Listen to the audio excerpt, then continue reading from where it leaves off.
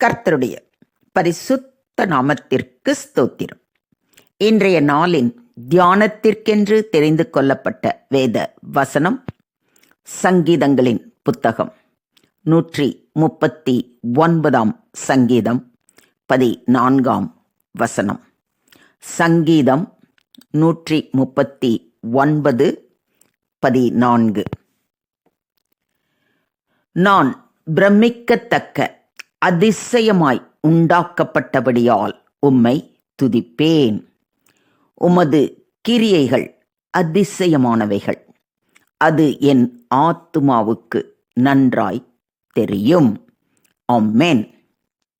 சங்கீதக்காரனாகிய தாவீது தான் பிரமிக்கத்தக்க அதிசயமாய் உண்டாக்கப்பட்டவன் என்பதை மனப்பூர்வமாக உணர்ந்து தேவனை துதிக்கிறார்.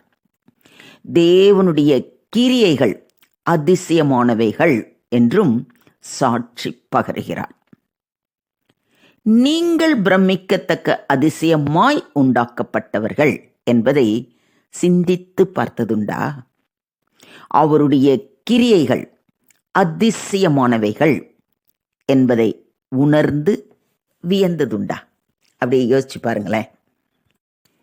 மனித உடல் உலகில் மிகவும் சிக்கலான மற்றும் தனித்துவமான உயிரினமாகும். மேலும் அந்த சிக்கலான தன்மையும் தனித்துவமும் அதன் சிருஷ்டிகரின் மனதை பற்றி பேசுகிறது. உடலின் ஒவ்வொரு அம்சமும் மிகச்சிறிய நுண்ணிய களத்திற்கு கீழே அது பிரமிக்கத்தக்க அதிசயமாய் உருவாக்கப்பட்டுள்ளது என்பதை வெளிப்படுத்துகிறது. வலுவான பொருளை ஒரு குறுக்கு வெட்டியின் வெளிப்புற விளிம்புகளை நோக்கி வைப்பதன் மூலமும் உட்புறத்தை லகுவான பலவீனமான பொருட்களால் நிரப்புவதன் மூலமும் வலுவான மற்றும் ஒளி விட்டங்களை எவ்வாறு வடிவமைப்பது என்பதை பற்றியும் பொறியாளர்கள் புரிந்து கொள்கிறார்கள். பொதுவான வளைவு அல்லது அழுத்தங்களை கையாளும்போது ஒரு கட்டமைப்பின் மேற்பரப்பில் அதிக அளவு அழுத்தம் ஏற்படுவதால் இது செய்யப்படுகிறது.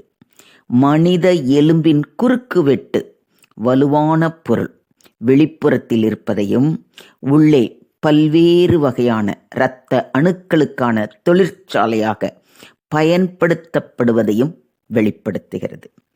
தேவைக்கேற்ப அதிகமாகவோ அல்லது குறைவாகவோ வெளிச்சத்தை அனுமதிக்கும் திறனையும் பரந்த அளவிலான புலத்தில் தானாக கவனம் செலுத்தும் திறனையும் கொண்ட ஒரு அதிநவீன கேமராவை நீங்கள் ஆராயும்போது மனித கண்ணின் செயல்பாட்டின் தொடர்ச்சியான பிரதிபலிப்புகளை காணலாம். இன்னும் நமக்கு 2 கருவிழிகள் இருப்பதால் ஒரு பொருள் எவ்வளவு தொலைவில் உள்ளது என்பதை தீர்மானிக்கும் திறனை நமக்கு ஆழமான உணர்வையும் கொண்டுள்ளது. மனித மூளையும் ஒரு அற்புதமான உறுப்பாகும்.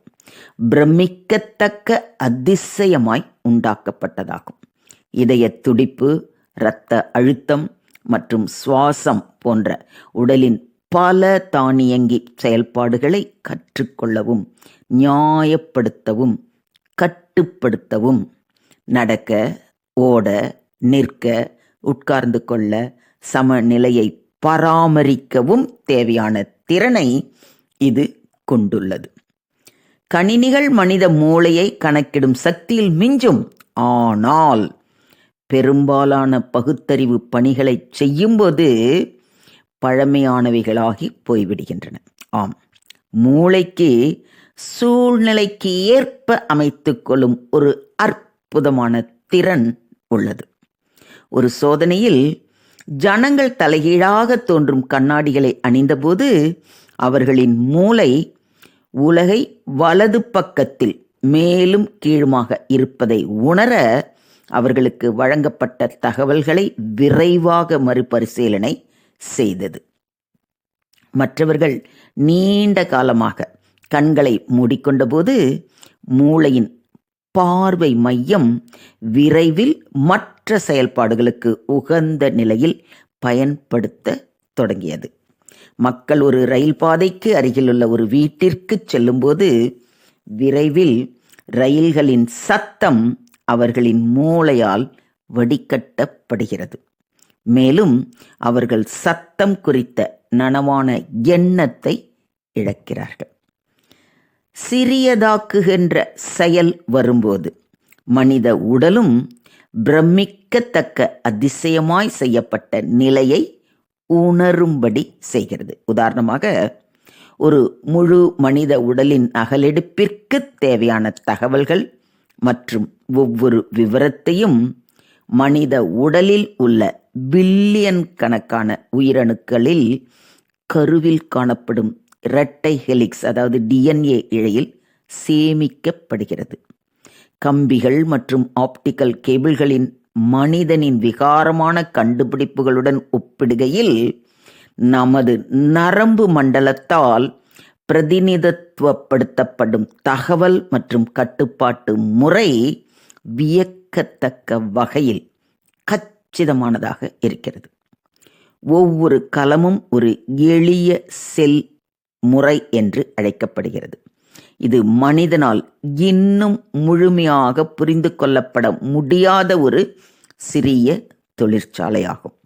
நுண்ணோக்கிகள் மேலும் மேலும் சக்தி வாய்ந்ததாக மாறும்போது மனித கலத்தின் நம்ப முடியாத தோற்றங்களுக்கு கவனம் செலுத்த தொடங்குகின்றன. புதிதாக கருத்தரிக்கப்பட்ட மனித வாழ்க்கையின் ஒற்றை கருவுற்ற கலத்தை கவனியுங்கள். அதிலிருந்து கருப்பையில் உள்ள ஒரு கலமானது பல்வேறு வகையான திசுக்கள், உறுப்புகள் மற்றும் அமைப்புகளை உருவாக்குகிறது. இவை அனைத்தும் ஒரே நேரத்தில் அதிசயமாக ஒருங்கிணைந்த செயல்பாட்டில் ஒன்றாக வேலை செய்கின்றன. புதிதாக பிறந்த குழந்தையின் இதயத்தில் உள்ள 2 இதய கீழ் அறைகளுக்கு, அதாவது வென்ட்ரிக்கிள்களுக்கு இடையில் உள்ள தடுப்பு சுவரில் உள்ள துளை ஒரு எடுத்துக்காட்டு. இந்த துளை பிறப்பு செயல்பாட்டின் போது சரியான நேரத்தில் மூடப்பட்டு நுரையீரலில் இருந்து இரத்தத்தின் ஆக்சிஜனேற்றத்தை அனுமதிக்கிறது. இது குழந்தை கருப்பையில் இருக்கும்போது ஏற்படாது மற்றும் தொப்புள் கொடியின் வழியாக ஆக்சிஜனை பெறுகிறது. மேலும் உடலின் நோய் எதிர்ப்பு அமைப்பு பல எதிரிகளை எதிர்த்து போராடுவதோடு சிறிய பழுதுபார்ப்பில் இருந்து டிஎன்ஏவின் மோசமான பகுதிகளை சரி செய்வது முதல் மிகப்பெரிய எலும்புகளை சரி செய்தல் மற்றும் பெரிய விபத்துகளிலிருந்து மீள்வது ஆகியவற்றில் இருந்து தன்னை மீட்டெடுக்க முடியும். ஆம், வயதாகும்போது உடலை கடக்கும் நோய்கள் உள்ளன.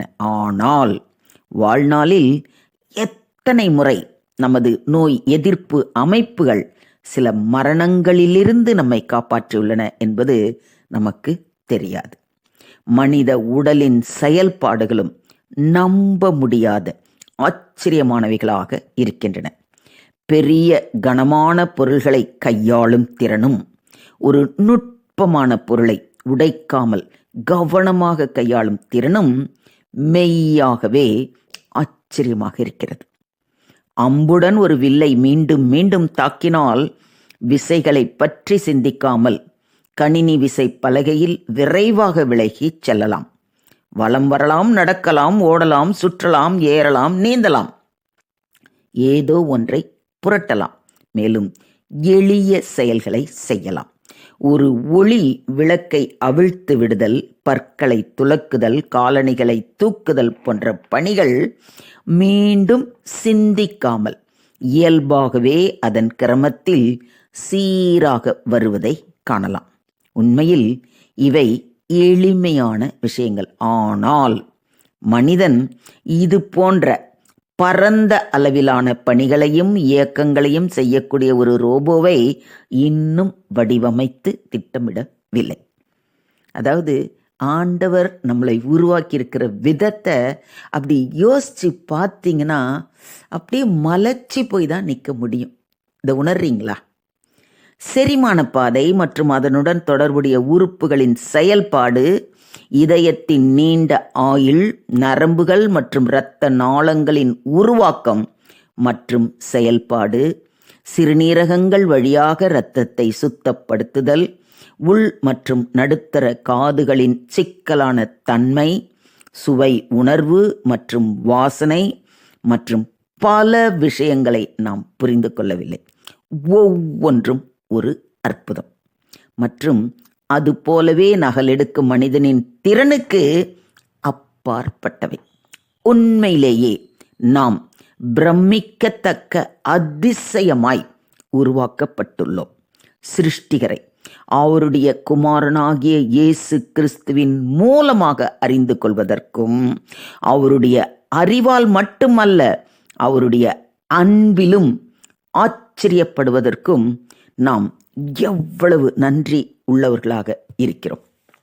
யோசிச்சு பாருங்க. இத்தனை அற்புதமான அதிசயமாக நம்மை படைத்த தேவாதி தேவனுக்கு நாம் எவ்வளவு நன்றி நிறைந்த உள்ளத்தோடு துதிக்க வேண்டும்.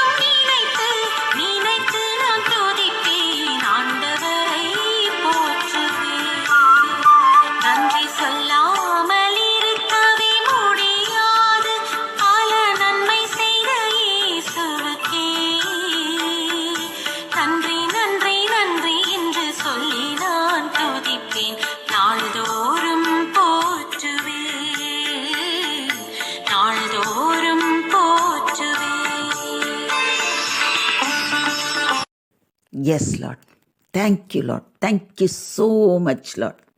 நன்றி நன்றி நன்றி என்று கொடான கொடி நன்றிகளை ஏறெடுக்கிறோம் ஆண்டவரே. தேவனுக்கே மகிமை உண்டாவதாக. ஆமேன், ஆமேன், ஆமேன்.